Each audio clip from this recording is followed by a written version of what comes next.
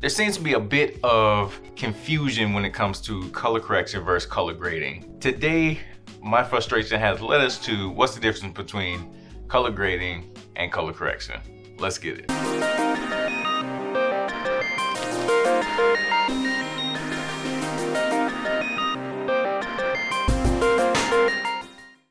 What's good, creative fam? It's your boy JustBWise, and today let's go ahead and answer that question about the difference between color grading and color correction, or correction and grading, whatever. So the short answer is very simple. Color correction, it's in its name.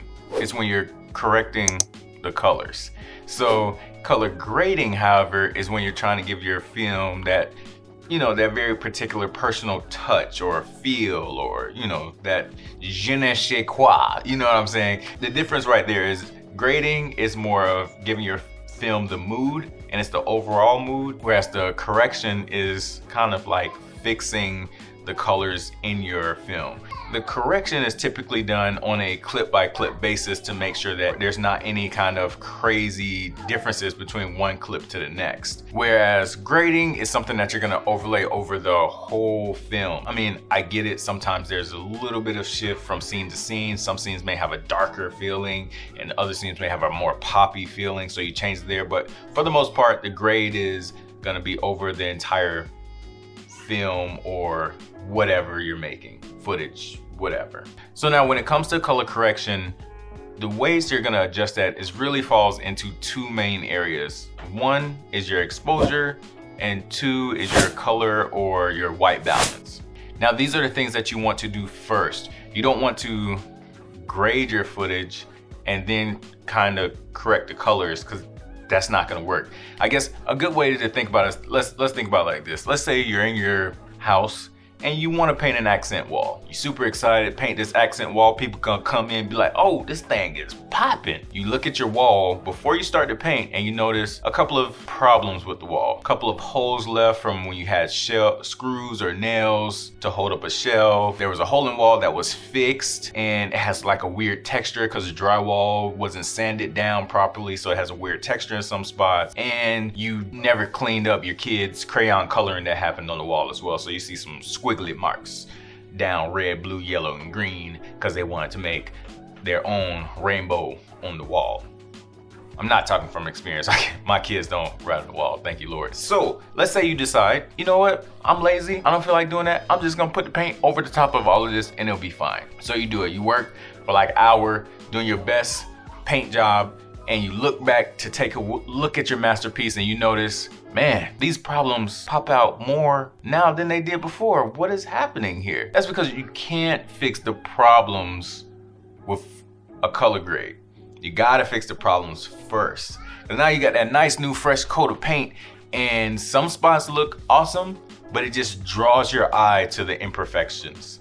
Like your eye automatically goes to the holes in the wall, or the awkward texture, or the almost hidden like squigglies that are behind the wall. And it just looks really strange, to be honest. I hope that analogy made sense, because like it's kind of like thinking about it, when you're scrubbing through your footage, you want to make sure that your whole footage before you grade looks cohesive and it doesn't have random pops of brightness or shift in white balance and stuff like that. You want to make sure everything looks good before you actually do your grade, which is going to go over the whole film itself. Now when it does come to color grading, let's say you already did your color correction, your footage is ready for you to go ahead and add that nice you feel onto it, right?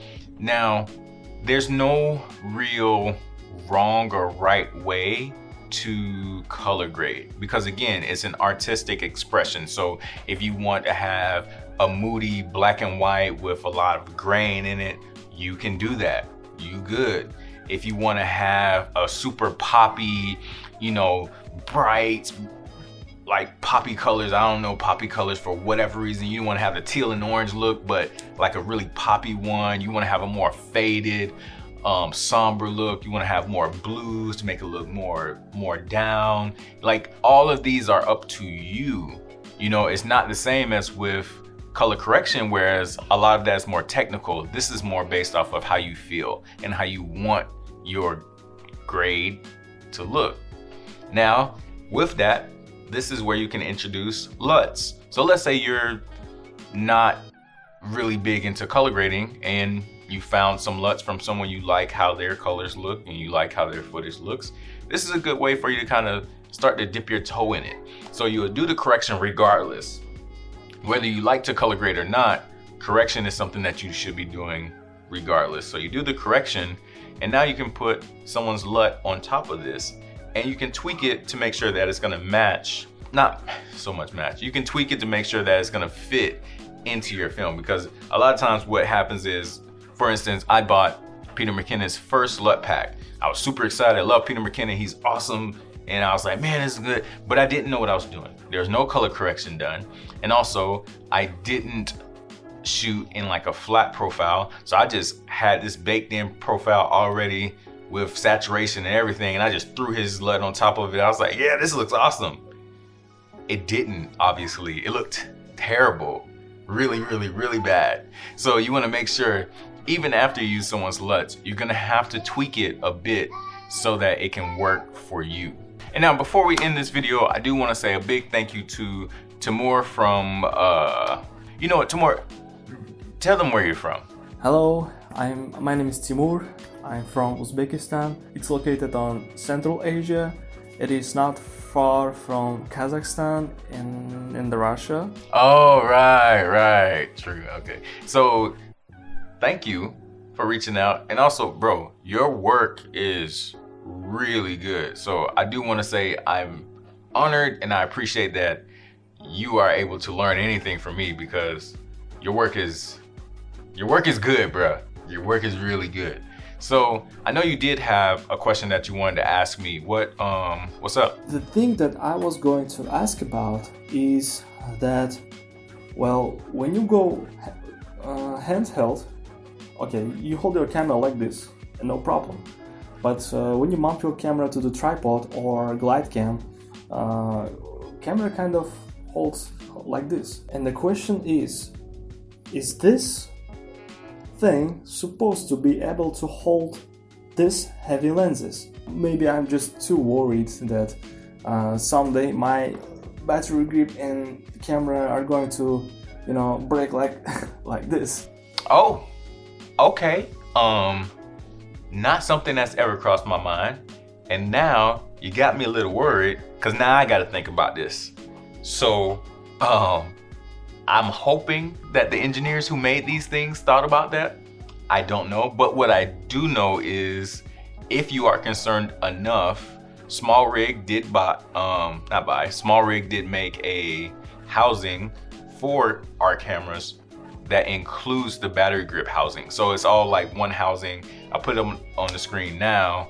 And since you already bought the Sony one, I would advise just go ahead and spend the money to protect it. But yeah, man, thanks for reaching out.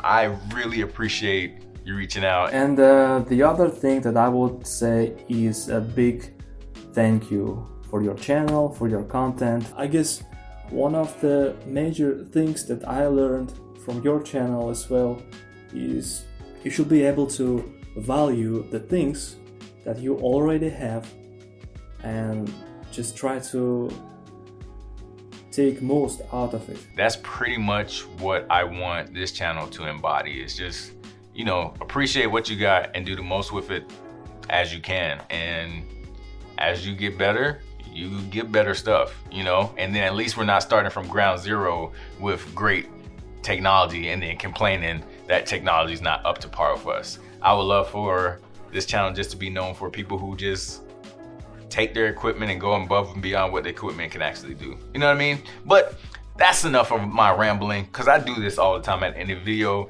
If you are still here, you already know you're the real MVP. And you should just go ahead and like the video, because I know you liked the video or you would have left by now, unless you're just waiting to troll me in the comment section. But nobody here really does that. So I appreciate y'all, fam. You dig? Yeah, so like the video if you like the video. If you're new here and you're still here, go ahead and subscribe. We about to be rolling out the content, and I know y'all don't want to miss that. So I'm getting better with the YouTube thing, as you guys can see. I'm actually just, does it mess it up when I start saying this? Okay, yeah. That's it. Yeah, so I gave you some tools to create. That'd be great. Peace.